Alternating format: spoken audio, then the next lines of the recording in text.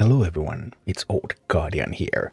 In this Warcraft Rumble Dungeon Guide video, I'm going to take a look at Scholomance on an Undead week with armies for all 4 Undead leaders, Baron Rivendell, Sylvanas, Bloodmage Talnos, and Anub-Arak. First, let's take a look at the dungeon mechanics and general strategies. The first boss in the dungeon is Chandy Sparrow, the real deal illusionist, and Chandy is going to summon illusions of herself. She's going to summon them over here, and over here as well. And when they are close enough to a tower that you control, then those illusions are going to start shooting at your tower.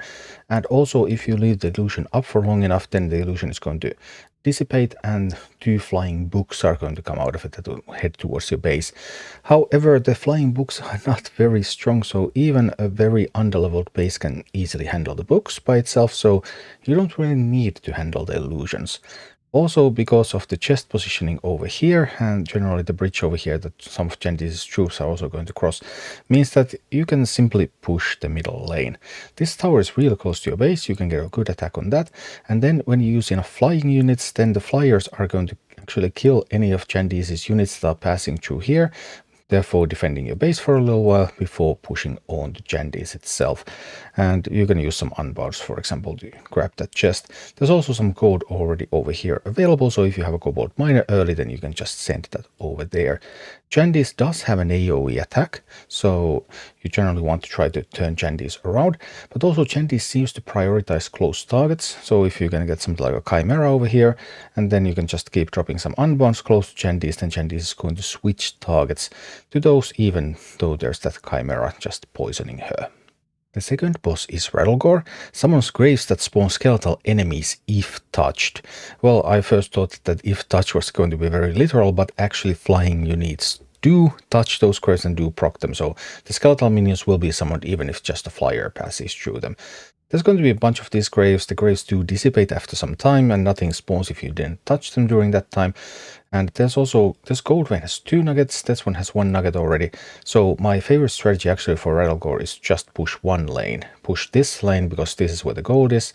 These are going to be triggered even by flying units, but you can just handle it. Just push here, don't send anything. Don't even send a miner on the other side because you really don't want a miner to proc a couple of graves, for example, and then just get your base under a bigger attack.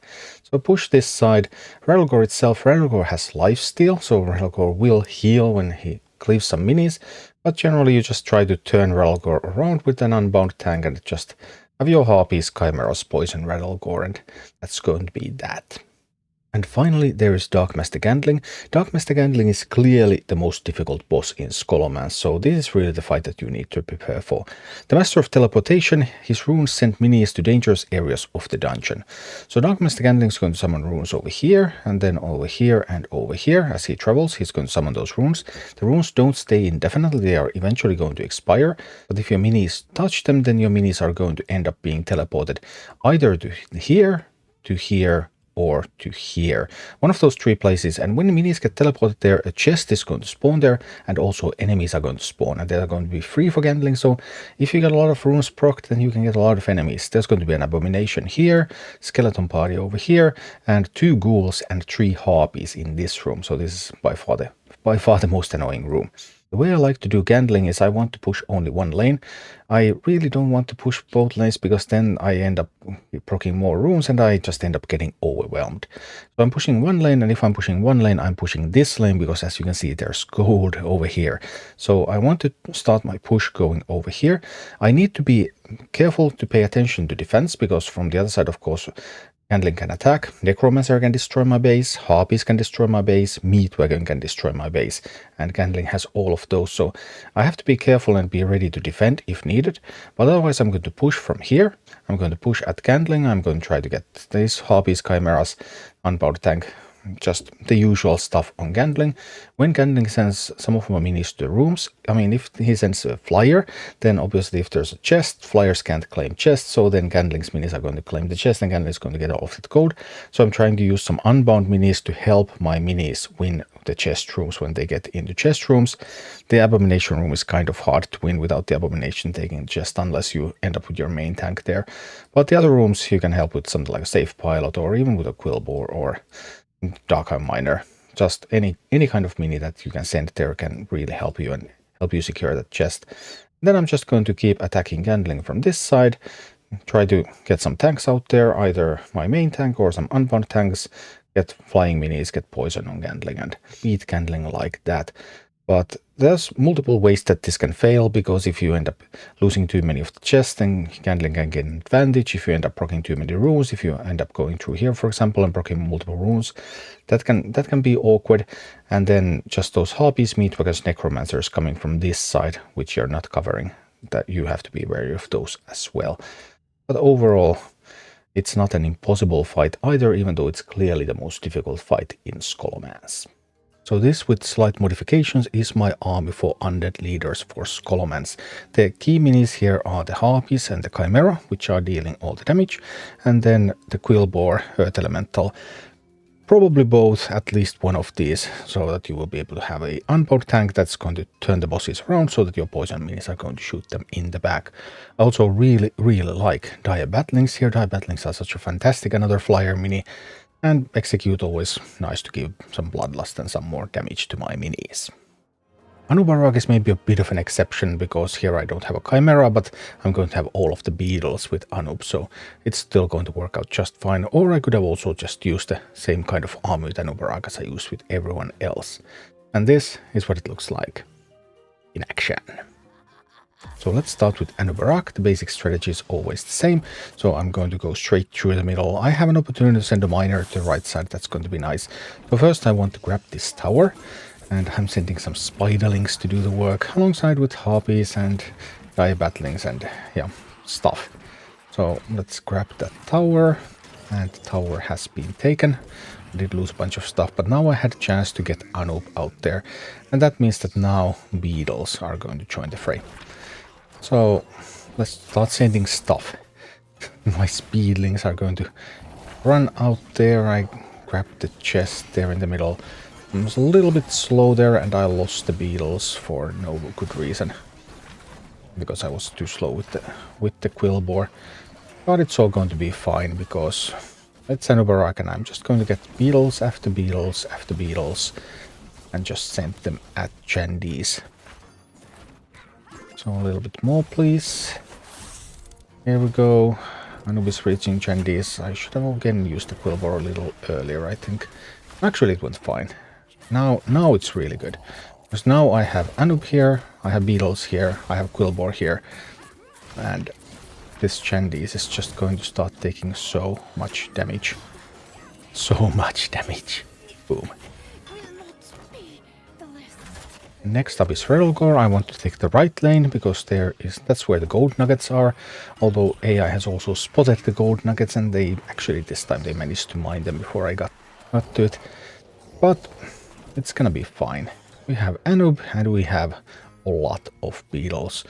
So we're going over some graves, robbing those graves, and then moving on towards the boss. At the boss I will need a tank, so I'm sending the Quillboar out there. Quillboar is going to turn the boss around. If needed, I can also tank a little bit with the skeletons. So here we tank a little bit more with the skeletons.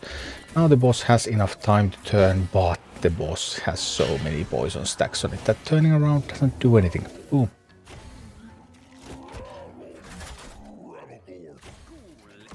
And finally, Dark Master Gandling. I want to take the left path. There's some gold available there as well, but again, the AI beats me to mining it. And also the teleporter on the left side is easier than the teleporter on the right, which means that I just want to hang around on the left side. Placing Anub as far as I can, so that it will take maximum time for Anub to get anywhere. Then trying to secure that chest. Am I able to do that? A bit of a fight going on. Need to check on the chest. I managed to lose that, but I didn't actually lose the chest. Just lost the fight temporarily, but then the Quillboar is going to take the chest for me. Wonderful. Extra gold pouring in. Anub, beetles, endless beetles, most beautiful. Going in and battling beetles, tanks, everything. So much poison. Gank Master Gandling is in a hopeless position against all of the poison, and it's dead. So let's do the same with Baron Rivendare. Here we go. In this army I have a ghoul, which can be kind of useful here at the start of Gendies because it can tank the tower a little bit. But, I mean, the other armies have an execute instead of that ghoul. But that should still be fine. Now there is that illusion. I should have tanked the illusion there because I definitely had time to tank the illusion and then also tank Gendies, so that was a little bit ill prepared. But it's all going to be fine in the end. So let's get ready to stand another push, because I now failed with the first one. Really nice when the flyers go over the bridge, and then when there's ground minis on the bridge, then the flyers are just going to kill them. That is beautiful. And here we go. This time we're getting the push in. Let's do this. That seems to be a bit of a push at my base as well. So actually I played this one really poorly, because I could have easily saved my first push if I had just played one unbound tank, because I had two available, and then Gendies would have died already to that, but well, now it just dies to this, so it's still okay. And it's all at red difficulty too. Then let's go rattle some gores. Once again, there is the miner. No, not the miner. Yes, the miner, and it managed to mine everything. But that's going to be fine. The ghoul actually stays to eat when I would want it to grab the stone, so that I would have a forward position. Here also Baron Rivendare's skeletons actually not doing a great job. Quite the contrary, they're actively sabotaging my attempts. So that's not great. But be that as it may, I have enough unbounds, and I have enough defensive tools, and there's poison, and then Rattlegore is dead. And then it's time to take down the Dark Master himself. So here we go. Once again that miner. I hate that miner. Anyway, we're doing fine. We're getting the left stone. I don't want to push through the right side. The right side teleport is more dangerous because it brings harpies and ghouls. The left side only brings a skeleton party. And now there is a Worgen. I'm trying to send some Dire Batlings that will kill the Worgen, because Dire Batlings see through stealth, so the Worgen cannot hide. Now that we got that thing done, we're able to start the push. Here we go. Poison, poison, poison. Gantling is taking a beating. There's multiple tanks out there. My base is taking a bit of a beating. I suppose there's a Worgen there. Or maybe something to the size of that damage, but it doesn't really matter because I just win the race.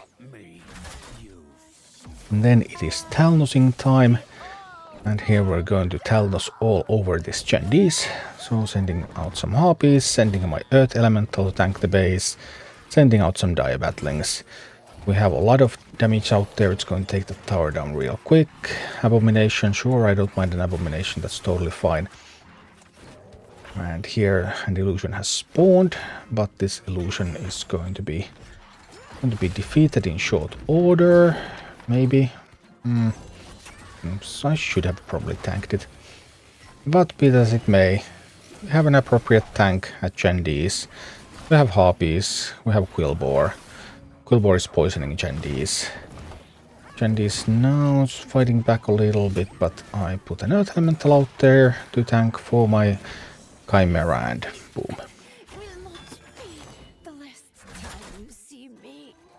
Next up is Rattlegore. Here we go. And this time the AI did not have a Cobalt Miner in its opening hand. Yippee, I get to mine. So all of those sweet resources are mine. And then we're just going to move on. Let's go. Whee! Destroy everything. Then turn Rattlegore around. I have an Earth Elemental already, and this is a lethal push. I mean, there's so much poison coming. I'm checking if I need to defend at all. Well, if everything looks okay, let's bloodlust a little bit. I'm ready with the Quillbore if I happen to need another tank, but I mean, boom. And the final boss, Dark Master Gandling, going through the left side again.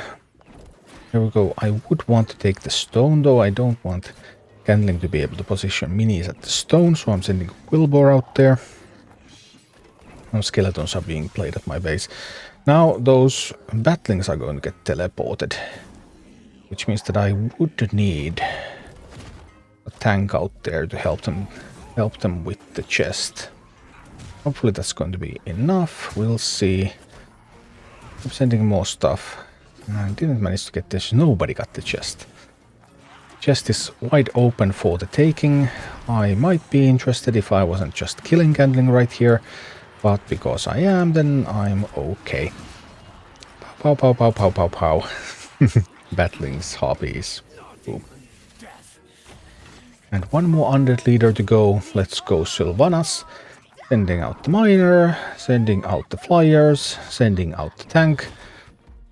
You know the drill by now. I mean, this is just Scholomance. The mechanics of Scholomance lend it incredibly well into this sort of fast poisonous flyer push every single boss. And when it works, it works. Very interesting actually. My push was a little bit delayed, so Jandy's clone managed to evaporate, and that means that I'm doing even better. Although now I was a little late with the Quillbore. But I'm trying to compensate a little bit with the Bloodlust from that execute. So let's go. Jandy's poisoned, badly poisoned, and going down. Boom. Then Rattle Gore. Time to get some gore going. And here we go. I managed to save one of the gold nuggets. I'm trying to send the miner from a little bit behind so that it won't get into action, but it will be able to mine, I hope. And here we go. Pow, pow, pow, pow. I have harpies, I have chimera coming, I have 2 unbound tanks in my hand. So everything is ready. Just a little bit of execute, get the bloodlust going. Sometimes you need to check up on your base, sometimes you need to send something to defend your base, but that day is not today. Today is boom day. And one more time with the feel, let's take down the Dark Master. Chimera excellent against the harpies, just look at those harpies going down. Now my positioning on that Quillbore was a little awkward, because I didn't get the Chimera to kill the final harpy, but it does protect my miner to an extent. Although Gandling does love to send unbounds against miners, like both Worgen and the skeletons there. Anyway, I'm sending some Dire Batlings. Dire Batlings are great against the Worgen because Dire Batlings just eat the Worgen. And I think that is going to evaporate. Yes, what did dissipate before I got there. So then I can start sending out stuff. Sadly, I'm losing the Chimera there, but I have plenty of other stuff coming in. Batlings, harpies, and Gandling goes down. And that was Scholomance. Thank you for watching. Click like and subscribe if you enjoyed this, and a special thanks to all of my Patreon supporters, YouTube members and Twitch subscribers who make all of these videos possible.